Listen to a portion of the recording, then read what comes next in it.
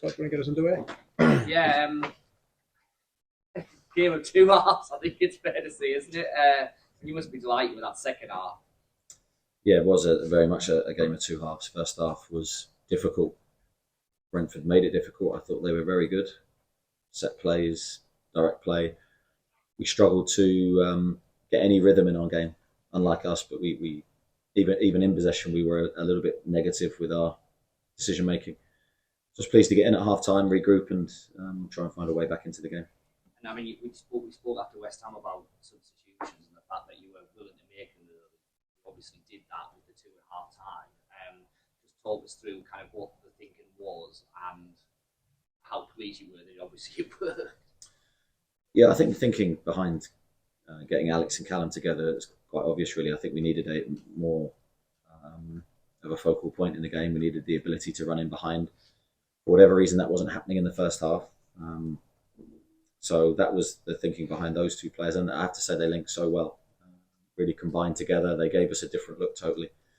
Anthony on the right-hand side, his job was to keep his width a little bit more and use his pace. And I thought he linked really well with Kieran. So we began to put crosses in the box and ask them questions, which hadn't happened in that first half.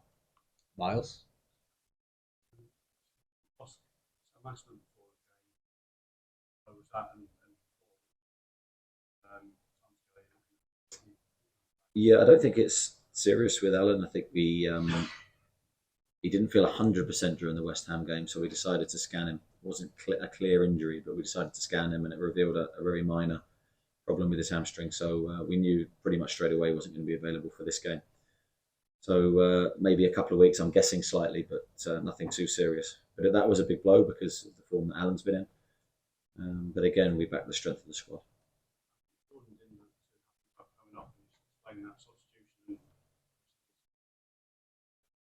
No problem. I mean, Anthony's a passionate boy. He wants to do well. Seconds left on the clock, and we wanted to get Matty on because Anthony was holding his ankle.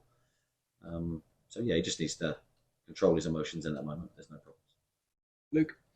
Isn't that the mental toughness that you need when you maybe aren't at your best and probably did look a little bit mentally jaded, a little bit physically fatigued? Is that mental toughness what you need, what you want from your players, what you need? Well, you need all different types of ways to win, and I think today was a huge moment in our season because you're 1-0 down half time at a really tough ground, and we hadn't been in that position many times this season. So the challenge to the players was, can we come back? Have we got the strength, character? Have we got the physicality to deliver a huge 45 minutes? And right from the whistle, I think of that second half, we looked a totally different team. You can't do that if your players aren't absolutely in tune with what they need to do, and you're not built with some incredible characters. And they went very deep this week, so full credit to them. You show how hard it is to play 3 games in 6 days, though. That style of football that you want to be. Yeah, I think this game was probably the wrong one to have at the end of it as well. I have to give Brentford credit for how they play. They make it very difficult for you. Not many teams like them, so it was an unusual test, and we probably failed in the first half to execute what we wanted. But then you have to adjust, and we did, and full credit to the players. Finally, what did you make of all the penalties, VAR interventions? But the first one was a stonewall penalty. You can have no complaints with that. I think that's probably 2 penalties. That one. The second one, I think, is harsh because I'm not sure it's a clear and obvious error from the referee. Going by how VAR works, and Callum Tambor, someone will probably tell me it's rightly ruled out, but I thought it was harsh. His hand was down. But I'm unsure on the rules. Jordan? Before the game, when did you come to the decision that Michael was still ahead of on Wednesday? You said that you when did you why did you make that? Yeah, I think I had discussions with the medical team and sports scientists and viewed the players' load and tried to get a decision based on all that information. It was a tough call because, as I said so many times, you saw today the 2 top quality players. Can they play together every week? Probably not tactically from our perspective, but can they play together in a game like today? Absolutely, yes. How much credit did you at the end of the Yeah, I thought Popey was excellent today. The save from Tony's a huge one. I'm just disappointed for him that he didn't get the benefit of that because he got another one soon after. But second half, how he protected us and the goal was first class, coming for crosses, punching the ball, sweeping up behind the back line. He's a top quality goalkeeper. It was all that character test. 1-0 down, you end up winning the game. I think, yeah, it is a huge character test past, but I don't doubt us in that way. I think we've proved time and time again this season. Did we have the energy?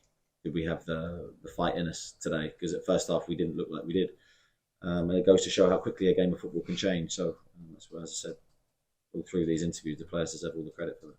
Just down the front. I was just going to ask, on the penalty save, Tony scored 22 in a row for Brentford.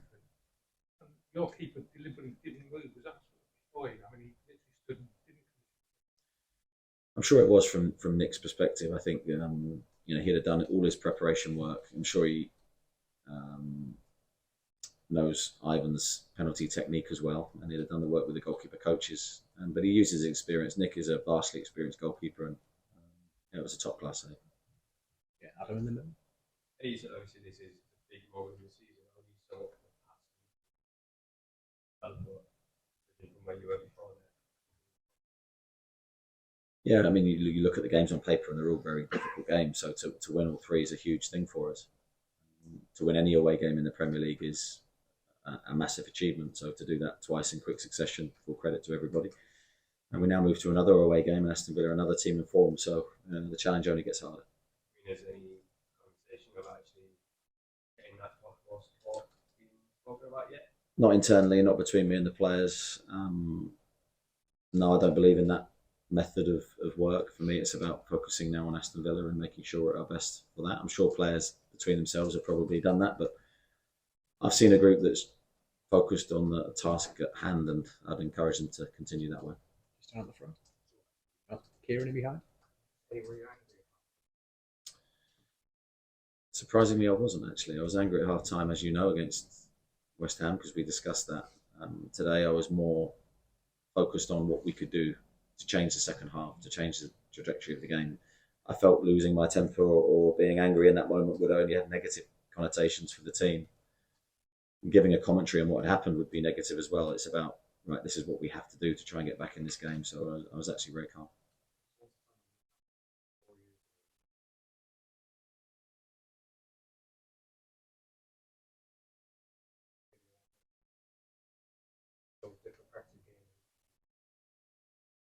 Your away form is so important because you need to pick up points. You see the competition is so high in the Premier League. And we need to come to different places and different grounds against different systems and styles of play and find a way to win. And that's probably the pleasing thing today. Brentford are a renowned set play team, very, very good at what they do, got highest regard for how they play and what they try and implement. So for us to come away with a win is hugely satisfying.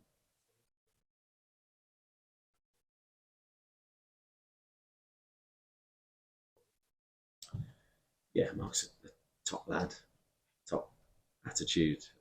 So he's fully committed here. Delighted with his contribution. Chris? Eddie, you mentioned the sort of change in the away form. I mean, over the last sort of 20 years, Newcastle's away form has been pretty poor. And you say you turn that around. How have you gone and done that? How have you got Newcastle to impose yourselves on opposition teams away from results? Change that much away from home. Well, I think you've hit the nail on the head. We've tried to bring consistency to how we play.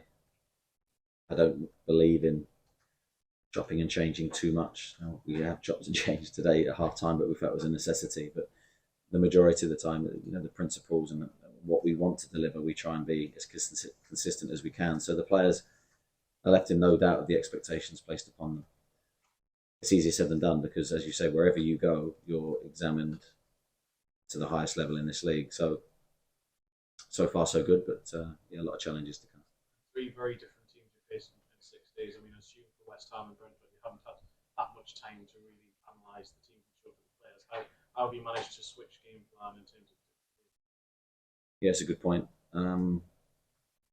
We used every tool that we have, so video analysis, individual meetings, unit meetings. We try and cram a lot into the players. This is a totally different game to West Ham, and if you're not prepared, it can be very difficult. We felt we did everything we could. maybe not well enough during that first half, but you got there in the end. Inside 3 days, Jonathan's played several positions a game. In double pivot role. Can he play that position longer term? And how important is he in terms of? Oh yeah, he can play there. I mean, his display today would be evidence of that. I thought he was incredible in the second half. An absolute giant for us aerially against Tony. That was his sort of brief to try and help us because we hadn't dealt with him well enough during that first half. So bringing him inside in part was to do that and give him the freedom then to attack as well. So he's delivered that to a T. He's just an incredible person and a brilliant personality. We're very lucky to have him. Luke. You've got my mind at rest because Chris has been mocking me all afternoon. Was the grass long today? That is a bizarre one, Luke. Yeah, I'd say, look, no, I'm going to go in between. It was long and short in places. The pitch was a little bit difficult, and I think naturally they play rugby on here. I think so. Yeah, slightly long and short in places.